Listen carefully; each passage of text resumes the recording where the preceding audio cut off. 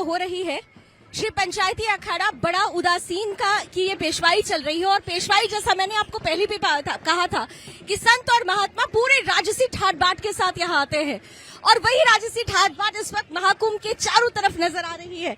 महाराज जी, महाकुंभ और महाकुंभ का महत्व और उसमें भी संतों का ये समागम कितना अनूठा है।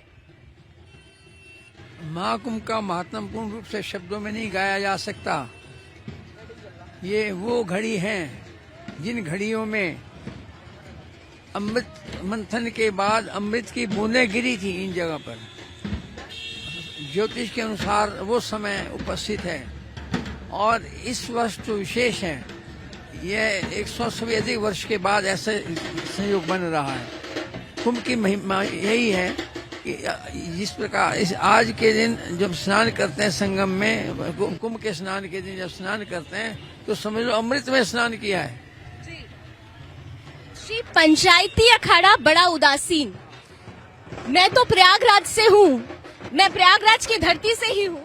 मैं इस अखाड़े के बारे में जानती हूँ, लेकिन हमारे बहुत सारे दर्शक हैं जो इस बड़ा उदासीन अखाड़े के बारे में जानना चाहते हैं और आज की इस पेशवाई के बारे में जानना चाहते हैं। अगर आप उस पर प्रकाश डाल दीजिए। मुस्लिम काल में, मुगलों के काल में जब धर्म के ऊपर अत्याचार किया जा रहा था, सनातन धर्म के ऊपर, और सनातनियों पर विशेष अत्याचार किया जा रहा था, उस काल में जो साधु नागा साधुओं की टोलियां इकट्ठी की गई, उनको तैयार किया गया, वो धर्म की रक्षा के लिए विधर्मी लोगों का मुकाबला करें। और इसकी उदासीन ये अखाड़ों की सबकी यही मूल कारण है। रही उदासीन पंचायती बड़े अखाड़े की बात, उदासीन पंचायती बड़ा अखाड़ा तपस्वी निर्वाण दास जी महाराज के द्वारा इसकी स्थापना की गई थी। उन्होंने इसका संविधान बनाया था।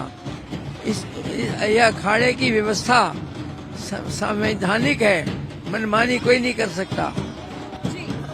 ये सबसे ऊपर पंच परमेश्वर, जिनमें 4 महंत होते हैं, 4 पंक्तियों के, वो 5वें आचार्य श्री स्वयं इनके पंच परमेश्वर कहलाता है और इन्हीं के द्वारा सारा अनुशासन बनाया जाता है। महाराज जी, आपने कहा कि धर्म की रक्षा के लिए बिल्कुल, तो आपको लगता है कि आज की तारीख में क्या धर्म संकट में है? क्योंकि अभी भी हम देख रहे हैं कि हमारे वो प्रतीक, वो विरासतें जिन पर मजहबी अतिक्रमण हुआ था हमारे कई विरासतों पर, आपको लगता है कि उन विरासतों को पुनः प्राप्त करने के लिए और धर्म की रक्षा के लिए हमें पुनः एक बार आवाज बुलंद करनी होगी, साधु संतों को वही रूप दिखाना होगा जो शस्त्र और शास्त्र के साथ मिलकर दिखता है? देखिए, पहले तो मैं आपका प्रश्न पूरी तरह से सुन नहीं सका। धर्म, आपको लगता है कि जो हमारी हिंदू विरासतें हैं जिन पर मजहबी अतिक्रमण हुआ, जैसे संभल की जगह धरती पर जैसे हुआ, आपने देखा होगा, मुगल आए, मुगलों ने मंदिरों को तोड़ा, लेकिन अब वो मंदिर मिल रहे हैं, वो प्रतीक मिल रहा है, तो धर्म की रक्षा के लिए एक बार फिर से एकजुट होना जरूरी है। धर्म की रक्षा, धर्म सेना, धर्म की रक्षा धर्मी पुरुषों से होती है। धर्मी पुरुषों की रक्षा करने के लिए इस आध्यात्मिक सेना की आवश्यकता है, क्योंकि पिछले दिनों भारत स्वतंत्र होने के बाद भी पंजाब में आतंकवाद चला था। उस समय साधुओं को पकड़ पकड़ करके मारा गया था। आपको ज्ञात नहीं होगा, आपकी आयु कम है ना, आपको ज्ञात नहीं होगा, लेकिन ऐसा हुआ था। तो महात्मा जितने पंजाब में रहते थे और सेवा करते थे, गो सेवा, चिकित्सा सेवा निःशुल्क और शिक्षा सेवा ज्यादा, गो सेवा, लंगर सेवा और चिकित्सा सेवा, पंजाब के साधुओं की ये प्रथा रही है। लेकिन उसके बाद उसमें कमी आई है। पंजाब सरकार भी नहीं बचा सकी थी, तो इसलिए आवश्यकता पड़ती है। लेकिन अच्छा यही होता है कि सरकार संरक्षण दे, सभी उचित तो यही है। यदि सरकार संरक्षण नहीं देती है तो कभी भी नागा लोग छिड़ सकते हैं। महाराज जी, एक बहुत महत्वपूर्ण प्रश्न है। इस वक्त हर कोई ये कह रहा है कि प्रयाग की इस धरती पर मुसलमानों को नहीं रहना चाहिए, यहाँ पर कम से कम कुंभ में उनको रोक देना चाहिए। इस पर बड़ा विवाद हो रहा है, आप क्या कहेंगे? ऐसा ये सनातन धर्म की प्राचीन नगरी है, इसमें विधर्मी लोग जो सनातन धर्म का विरोध करते हैं, प्रैक्टिकल विरोध करते हैं। अब ये देखिए, सबसे बड़ी समस्या यह है कि ये मुस्लिम लोग हिंदुओं के नाम पर, हिंदू देवताओं के नाम पर दुकानें खोल करके अपने नाम बदल कर और ये अपने आप को हिंदू शो कर रहे हैं, और ऐसा करके अंदर अंदर जो है हम सबके धर्म को नष्ट करते हैं। खान पान में अशुद्धि कर रहे हैं, फलों में अशुद्धि कर रहे हैं। ऐसा देखा गया है, फलों को थूक लगा लगा करके रेडी पर रखा जा रहा है। हर चीज को ऐसे अशुद्ध कर रहे हैं। इसलिए यहाँ की पवित्रता को बनाए रखने के लिए इनको या तो कंट्रोल किया जाए, नहीं तो इनको यहाँ से निकाला जाए। उचित यही होगा। धन्यवाद बाबा जी, बहुत बहुत धन्यवाद। तो कुल मिलाकर आप देख सकते हैं कि ये बड़ा उदासीन श्री पंचायती अखाड़ा और आखिरी अखाड़ा जिसका ये बड़ी पेशवाई इस वक्त आप देख पा रहे हैं सुदर्शन के माध्यम से, ये वही अखाड़े हैं जो महाकुंभ की महारौनक बनेंगे, इस महाअनुष्ठान की महारौनक बनेंगे। और इस महारौनक से जुड़ी हुई हर एक तस्वीर को मेरा प्रयास रहेगा कुंभ की इस महान नगरी से आप तक पहुंचाने का। वीडियो जर्नलिस्ट जितेंद्र के साथ में लावली विनीत, सुदर्शन न्यूज, महाकुंभ प्रयागराज।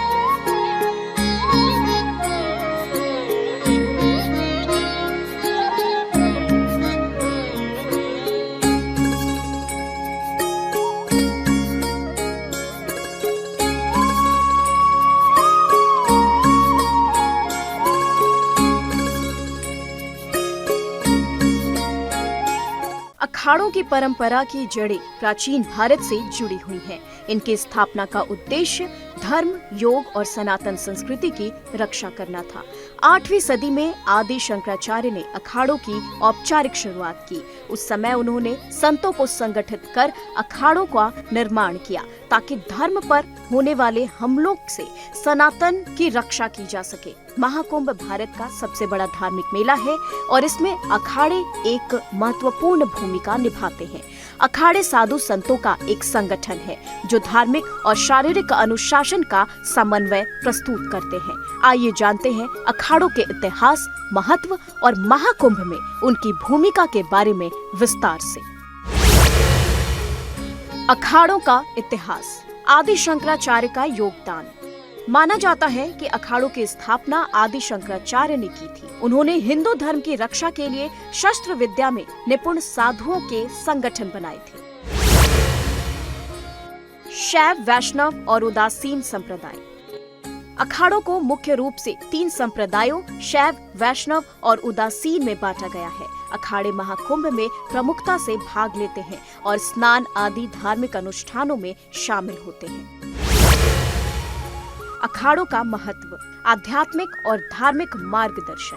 अखाड़े साधु संतों के लिए आध्यात्मिक साधना और समाज को धार्मिक मार्गदर्शन देने का केंद्र है। धर्म रक्षा और शास्त्र प्रचार। अखाड़े धर्म और संस्कृति की रक्षा के लिए संगठित प्रयास करते हैं। महाकुंभ में नेतृत्व। महाकुंभ मेले में अखाड़े सबसे महत्वपूर्ण भूमिका निभाते हैं। साधु संतों का पहला शाही स्नान अखाड़ों के नेतृत्व में होता है। योग और ध्यान का प्रचार। अखाड़े योग, ध्यान और वैदिक परंपराओं को सिखाने और फैलाने का कार्य करते हैं। वर्तमान में 13 प्रमुख अखाड़े हैं जो 3 वर्गों में विभाजित हैं। शैव अखाड़े। जूना अखाड़ा, निरंजनी अखाड़ा, महानिर्वाणी अखाड़ा, अटल अखाड़ा। वैष्णव अखाड़े। निर्मोही अखाड़े, दिगंबर अखाड़ा, निर्माणी अखाड़ा, उदासीन और अन्य अखाड़े। उदासीन अखाड़ा, बड़ा उदासीन अखाड़ा। नया उदासीन अखाड़ा। महाकुंभ में अखाड़ों की भूमिका। पेशवाई का आयोजन। हर अखाड़े की पेशवाई एक भव्य शोभा यात्रा होती है जिसमें हाथी, घोड़े और झांकियां शामिल होती हैं। ये आस्था और परंपरा का उत्सव है। शाही स्नान। अखाड़ों के साधु सर्वप्रथम पवित्र गंगा, यमुना और सरस्वती के संगम पर स्नान करते हैं। धर्म और नीति का प्रचार। अखाड़े मेले में आने वाले श्रद्धालुओं को धर्म, नीति और योग की शिक्षा देते हैं। महाकुंभ और अखाड़े भारत की समृद्ध धार्मिक परंपरा के अद्वितीय प्रतीक हैं। ये न केवल आध्यात्मिक ऊर्जा का स्रोत हैं, बल्कि धर्म और संस्कृति की धरोहर को जीवित रखने में स्तंभ भी है। इस महापर्व में अखाड़ों की उपस्थिति न केवल श्रद्धालुओं के विश्वास को सुदृढ़ करती है, बल्कि उन्हें आत्मा के परम लक्ष्य की ओर भी प्रेरित करती है। Bureau report, Sudarshan news.